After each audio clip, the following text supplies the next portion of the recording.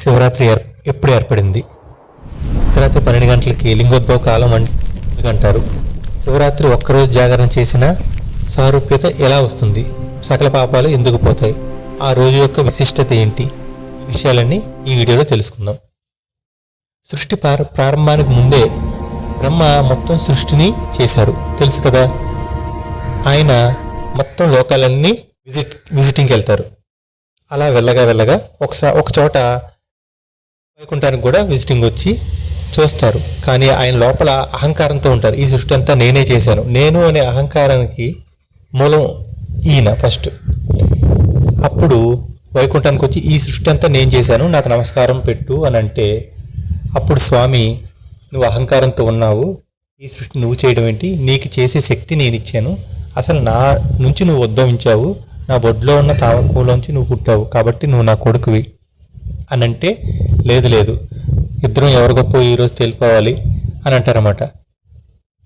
నీకు మైదుకైటములు అనేవాళ్ళు నిన్ను యుద్ధం చేయడానికి వస్తే వాళ్ళని నేను యుద్ధం చేసి సంహరించాను, నేను రక్షించాను అని విష్ణువు అంటారనమాట. అయినా బ్రహ్మ వినడు. సరే అని చెప్పి ఇద్దరు భూలోకంలో ఉన్న అరుణాచలం మీదకి యుద్ధానికి వెళ్తారు. యుద్ధానికి వెళ్తే మొత్తం ముల్లోకాలన్నీ కంపించిపోతాయి. సడన్గా ఒక శివలింగం, అగ్నితో కూడిన శివలింగం కింద నుంచి పై వరకు ఏర్పడుతుంది. ఈ మొత్తం అస్త్రశస్త్రాలు అందులో లయమైపోతాయి. సాక్షాత్తు శివుడు ప్రత్యక్షమై, ఈ లింగం మీలో ఎవరు గొప్ప నేను చెప్తాను, ఈ లింగం ఆది అంతం ఎవరైతే చూస్తారో వాళ్ళే గొప్ప అని అంటారనమాట. అప్పుడు బ్రహ్మ హంస రూపంలో పైకి వెళ్తారు, విష్ణువు వరాహ రూపంలో కిందకి వెళ్తారు. బ్రహ్మ పైకి ఎగిరే కొలిది అలసిపోతారు, కానీ ఏమి ఆది అంతం ఏది చూడడానికి అవ్వదు. ఈలోపు మొగల పువ్వు అక్కడి నుంచి వస్తూ ఉంటే, ఆ పువ్వుని నువ్వు ఎక్కడి నుంచి వస్తావని బ్రహ్మ అడిగితే, నేను పైనుంచి వస్తున్నాను, ఒక భక్తుడు మహాభక్తుడు పూజ చేస్తే శివుడు నన్ను ధరిస్తారు, ఉన్నట్టుండి పెద్ద లింగం ఏర్పడుతుంది, అలా నేను కిందకి ఇలా వస్తున్నానంటే, సరే నాకు సాక్ష్యం చెప్తావా అని అంటే, బ్రహ్మ అంతటి వాడు అడిగితే సాక్ష్యం చెప్పకుండా ఎలా ఉంటుంది, నేను చెప్తాను అని ఉంటుంది. ఒక సాక్ష్యం సరిపోదు కదా.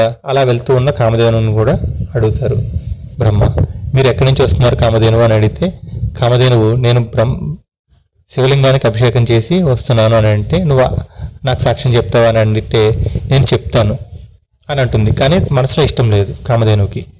కిందకి వెళ్ళిన తర్వాత శివుడు అడుగుతారు బ్రహ్మని. విష్ణువు కూడా అప్పటికే వచ్చి నేను చూడలేదని సాక్షాత్ విష్ణుమూర్తి చెప్తారనమాట. విష్ణువు శివుడికి అభేదం. కానీ ఈ కథ కదా, అలా బ్రహ్మ ఏమంటారంటే నేను చూశాను అని అంటే విష్ణువుకి అనుమానం వస్తుంది. సాక్ష్యం ఏంటని అడిగితే మొగల పువ్వుని చూపిస్తారు. మొగల పువ్వు చూశారు అని అంటుంది. ఆ తర్వాత కామధేనువుని కూడా అడిగితే కామధేనువు తోకతున్నావు అని చెప్తుంది, తలకాయతో ఎస్ అని చెప్తుంది. ఇది గమనించారు. అప్పుడు వీళ్ళకి శివుడికి అర్థమైపోయి నువ్వు ఇంతటి దుస్సాహసానికి పూనుకుంటావా, నా ముందే అబద్ధం చెప్తావా అని కాలభైరవుని సృష్టించి, బ్రహ్మకి అప్పటికే 5 తలలు ఉండేవి, ఒక తలని చిదిమేస్తారు. అప్పుడు బ్రహ్మ తన తప్పు తెలుసుకుంటాడు. అప్పటికే శివుడు శపిస్తాడు, భూలోకంలో నీ గుళ్ళు ఏవి ఉండకూడదు అని. అప్పుడు బ్రహ్మ కళ వెళ్ళపడితే సరే 3 గుళ్ళే ఉంటాయి.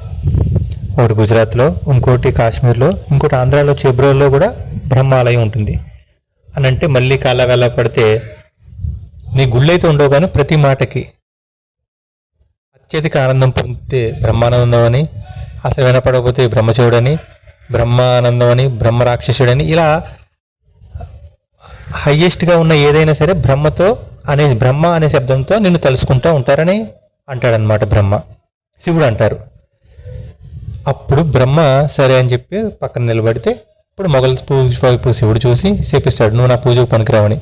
అప్పుడు శివుడు పాదాల మీద పడితే అప్పుడు శివుడు అంటాడు, నువ్వు నా పూజకు పనికిరావు, కానీ నా పందిరి మీద ఎవరైతే వేస్తారో, నా పందిరి మీద నిన్ను పెట్టి పూజ చేస్తే ఆ పూజకు 1000 రెట్లు ఫలితాన్ని నేను ఇస్తాను అని అంటారు శివుడు.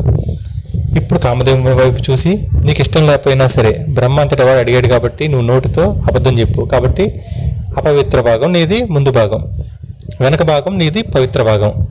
నిన్ను ఎవరైనా దానం చేసినా పూజ చేసినా నీ పృష్ఠ భాగాన్ని అంటే వెనక వైపు ఉన్న భాగాన్నే చూస్తారు అని అంటాడు శివుడు.